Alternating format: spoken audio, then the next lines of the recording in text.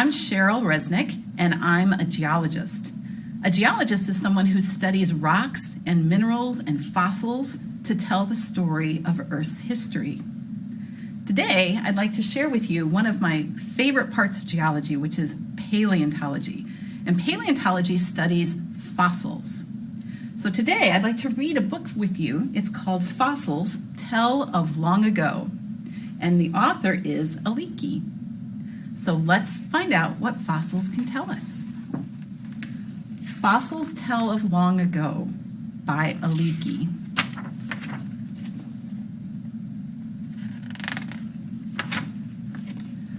Once upon a time, a huge fish was swimming around when along came a smaller fish. The big fish was so hungry, it swallowed the other fish whole. The big fish died and sank to the bottom of the sea.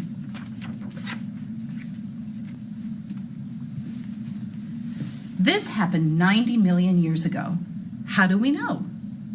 We know because the fish turned to stone. The fish became a fossil. A plant or animal that has turned to stone is called a fossil.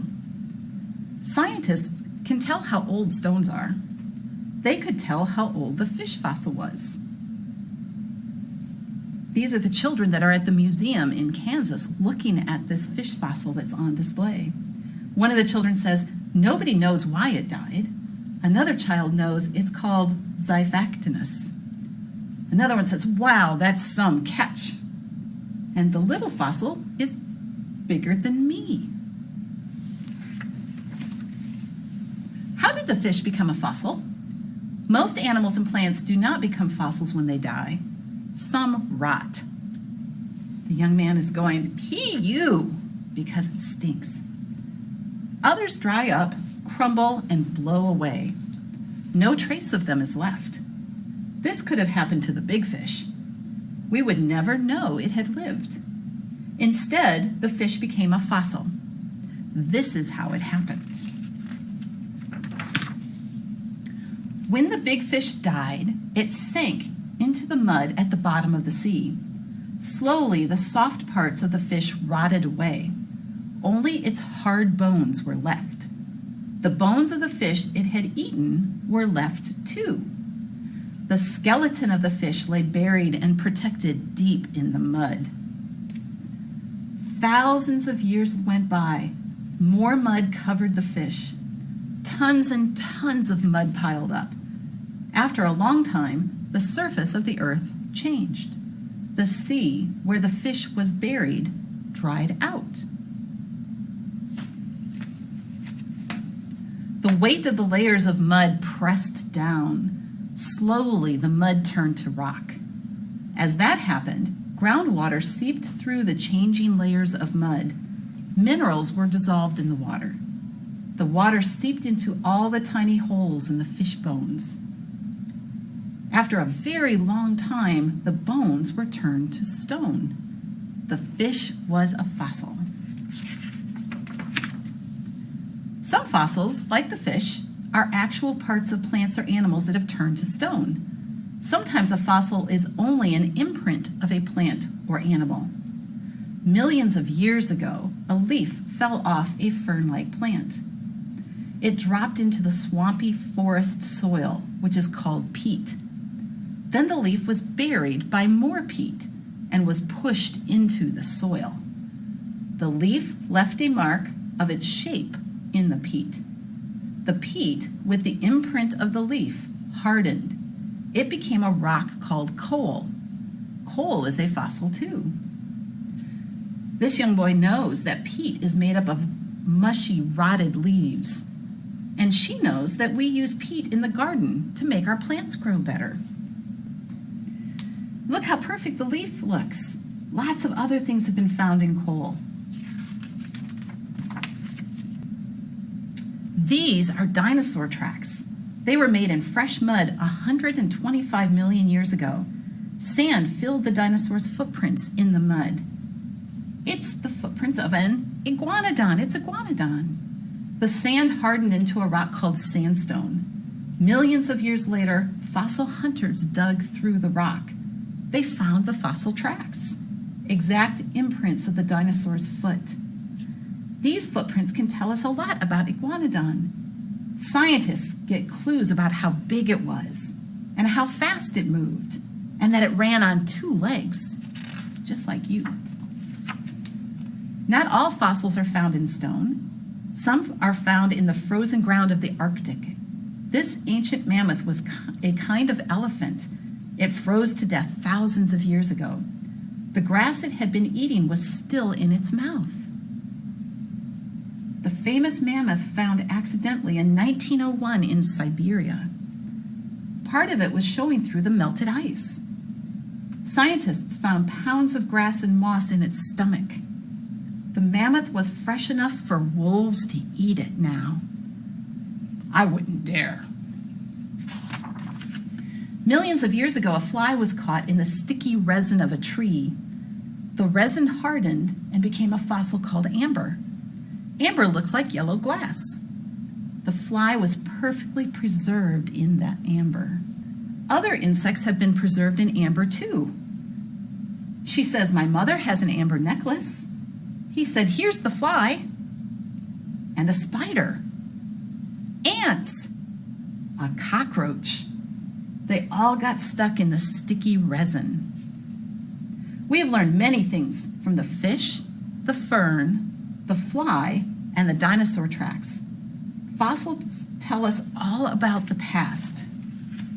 Fossils tell us there once were forests where now there are deserts. This is what it looked like 215 million years ago. This is what it looks like today. Fossils of these plants and animals were found in that desert. That's the painted desert in the Petrified Forest. I've been there, she says, and I've been there too, as a geologist. Petrified means turned to stone. Wow, a fossil forest. Fossils tell us there once were seas where there now are mountains. There's a coral and a trilobite and different types of sea creatures here. These fossils of sea creatures were found on mountains. The earth has changed a lot since then. Many lands that are cold today were once warm. We find fossils of tropical plants in very cold places.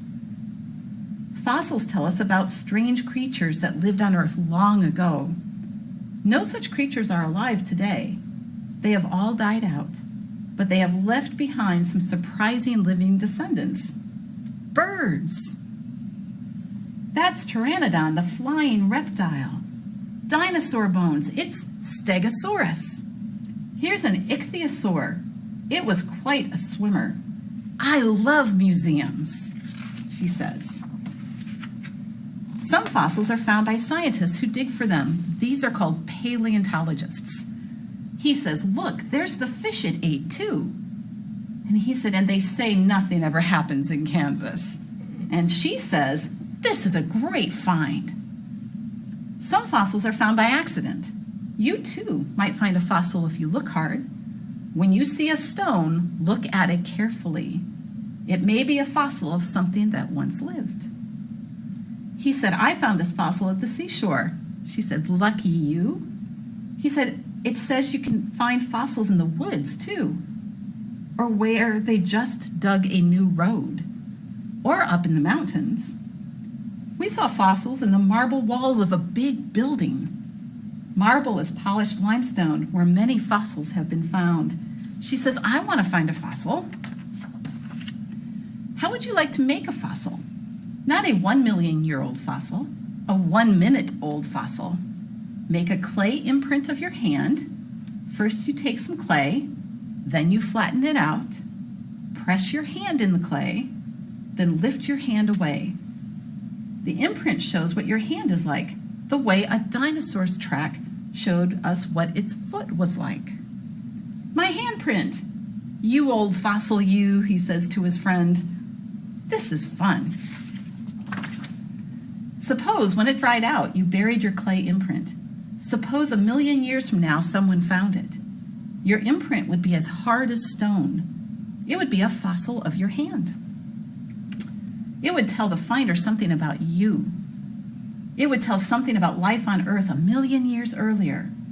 I hereby bury you, fossil, he says.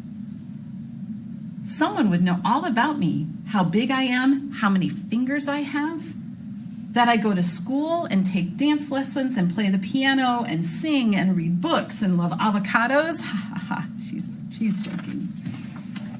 Every time someone finds a fossil, we learn more about life on Earth long ago. Someday you may find a fossil, one that is millions and millions of years old. You may discover something that no one knows today. How exciting. I wonder what people will look like 1 million years from now.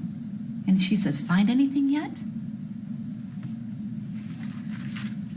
They said in the book that sometimes they find things by accident, like when they build a new road. I teach at Illinois Central College, and when they built the road here at Illinois Central College, we did find something exciting. Back in late 1960s, early 1970s, we found mammoth remains. We found a mammoth tusk buried in the mud here at Illinois Central College, here in Peoria. We found not only the tusk, and here's a picture of the tusk when we found it in the mud. We also found a mammoth tooth. How exciting was that? It was so exciting for us to find that here in Peoria. So, thank you for reading this with me today. Do you think you might want to be a paleontologist someday? If so, you can go to your library and read more books about the exciting science of paleontology.